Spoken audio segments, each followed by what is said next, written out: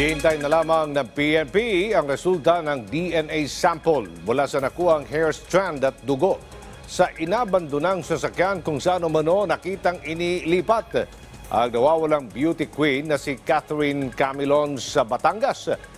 Titingnan kung tutugma ito sa DNA sample ng mga magulang ni Camilon.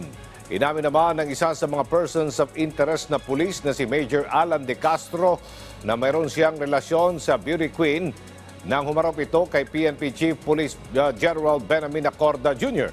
Una nang sinampahan si De Castro at 3 iba pa ng kasong kidnapping with serious illegal detention.